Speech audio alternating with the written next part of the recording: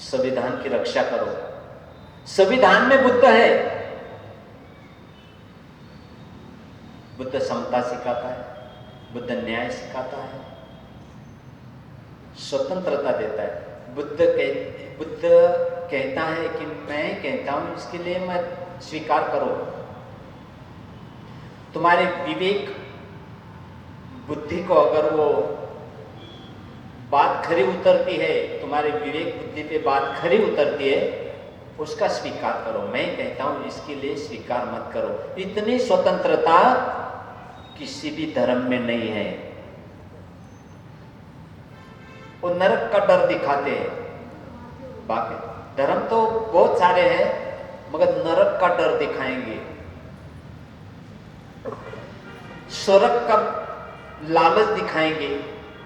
मगर बुद्ध इसी जीवन में स्वर्ग, इसी जीवन में नरक है। मैंने देखा हुआ स्वर्ग और नरक।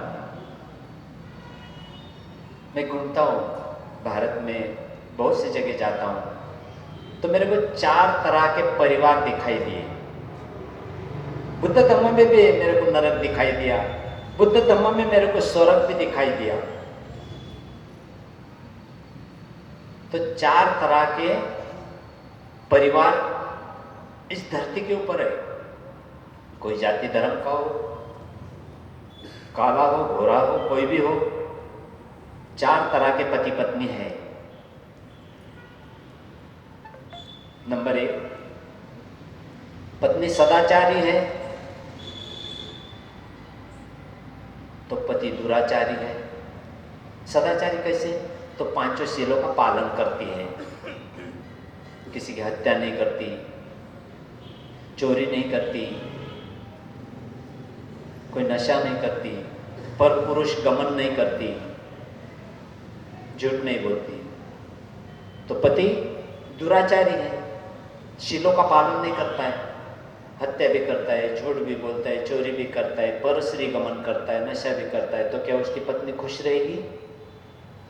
बिल्कुल नहीं। नरक के समान वो घर समझिए, नरक के समान उनका जीवन समझिए। नंबर 2, पति सदाचारी है मगर पत्नी दुराचारी है। वो शीलों का पालन करता है, किसी की हत्या नहीं करता है, झूठ नहीं बोलता है, चोरी नहीं करता है, नशा नहीं करता है, पर स्त्री गमन नहीं करता है। तो पत्नी ये 5 शीलों का उल्लंघन करती है। तो क्या पति खुश रहेगा? बिल्कुल नहीं। नरक के समान समझिए उस परिवार को। नंबर 3, पति दुराचारी, पत्नी भी दुराचारी, नरक ही नरक। एक दूसरे से कभी सच नहीं बात करेंगे, एक दूसरे से झूठ बोलेंगे, एक दूसरे की चोरी करेंगे, दोनों नशा करेंगे। समय आने पर वो पत्नी उसकी हत्या भी करके भाग जाएगी। बहुत सारे तुमने पढ़े होंगे अखबार में ऐसे किस्से। नरक के समान उनका जीवन है। 4था नंबर का परिवार होता है पति सदाचारी, पत्नी भी सदाचारी। दोनों एक दूसरे के साथ सच बोलते, कभी झूठ नहीं बोलते, एक दूसरे की चोरी नहीं करते, दोनों नशा नहीं करते, गाली गलौच नहीं करते, मारपीट नहीं करते, जोर से बात उस घर में नहीं होती। शीलों का पालन करते हैं। उस घर को स्वर्ग के समान समझिए। और बुद्ध धम्म स्वर्ग यहीं पर स्वर्ग के समान तुमको बना सकता है, और उसके लिए पैसे की जरूरत नहीं है, सिर्फ शीलों का पालन करना है।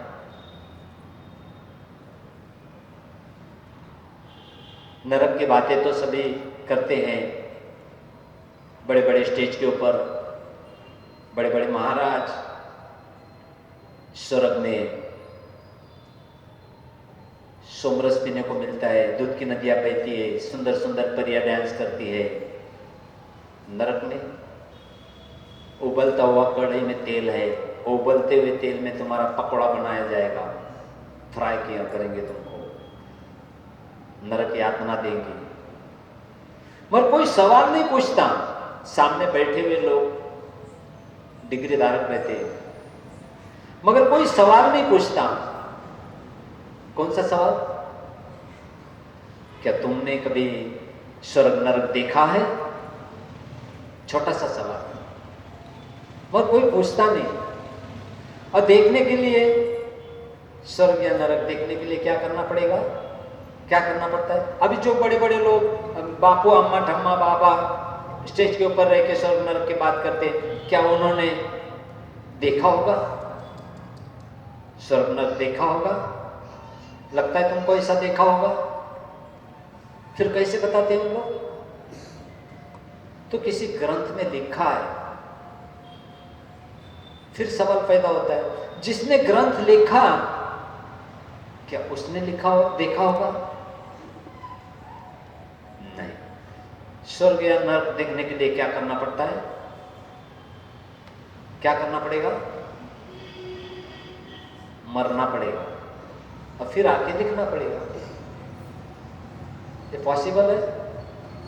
ये सब काल्पनिक है। बुद्ध धम्म यहीं पर तुम्हें स्वर्ग जैसा जीवन दे सकता है, अगर शीलों का पालन करो तो।